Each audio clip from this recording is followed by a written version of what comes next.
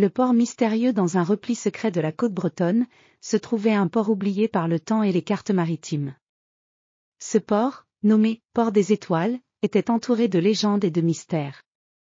Il était dit que le port, perdu parmi les falaises escarpées et les forêts denses, cachait des trésors et des secrets depuis des siècles. Un matin brumeux, un jeune ingénieur nommé Charles Moreau arriva à proximité de ce port mythique. Charles, avec ses cheveux châtains et ses yeux vifs, était un explorateur curieux, fasciné par les mystères de l'histoire maritime. Sa quête était de découvrir la vérité derrière les récits mystérieux qui entouraient le port des Étoiles. Le chemin qui menait au port était difficile et sinueux. Charles traversa une forêt dense, où les arbres touchaient presque le ciel, et les feuilles chantaient sous la brise légère. Les rayons du soleil perçaient à peine à travers le feuillage épais, donnant à la forêt une lumière dorée et mystérieuse. Le silence était profond, interrompu seulement par le cri lointain des oiseaux et le murmure des ruisseaux. Après plusieurs heures de marche, Charles atteignit enfin une falaise surplombant le port.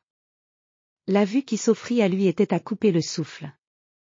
En contrebas, le port était un endroit enchâssé entre deux montagnes rocheuses, avec des quais en bois usés par le temps et des bateaux qui semblaient appartenir à une époque révolue. L'eau était d'un bleu profond, parsemée de reflets argentés lorsque le soleil se reflétait dessus.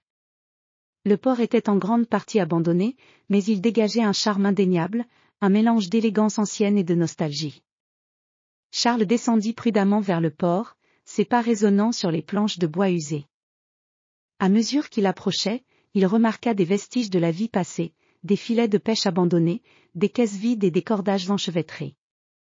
La brise marine portait avec elle une odeur salée et fraîche, un parfum d'aventure et de mystère.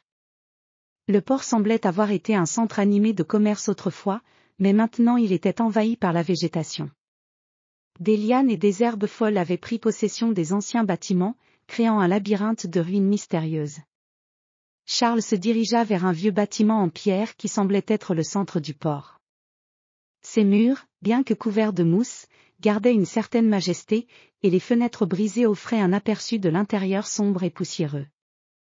À l'intérieur, Charles découvrit des trésors cachés, des cartes anciennes, des journaux de bord décolorés et des artefacts maritimes. En feuilletant les journaux, il découvrit des récits d'expéditions lointaines, des histoires de tempêtes déchaînées et de découvertes fantastiques. L'un des journaux parlait d'un voyage en mer qui avait conduit à la découverte d'une île mystérieuse, une île qui, selon les récits, abritait un trésor inestimable. Charles était captivé. Il décida de suivre les indices laissés dans les journaux pour trouver cette île. En examinant les cartes anciennes, il comprit qu'elles indiquaient une position particulière au large des côtes, marquée par un symbole étrange et complexe. Il savait que ce serait un voyage périlleux, mais la promesse d'une aventure inédite était trop séduisante pour être ignorée. En retournant au port, Charles fit des préparatifs pour son expédition. Il rassembla les provisions nécessaires, s'assura que le vieux bateau qu'il avait trouvé dans le port était en état de naviguer, et fit des recherches sur la météo pour s'assurer d'un voyage aussi sûr que possible. Le départ fut donné au lever du soleil, avec la lumière dorée qui baignait le port d'une lueur magique. Charles se tenait à la proue du bateau, les yeux fixés sur l'horizon lointain. Les vagues caressaient doucement la coque, et le vent soufflait avec une énergie nouvelle, comme s'il annonçait le début d'une aventure grandiose.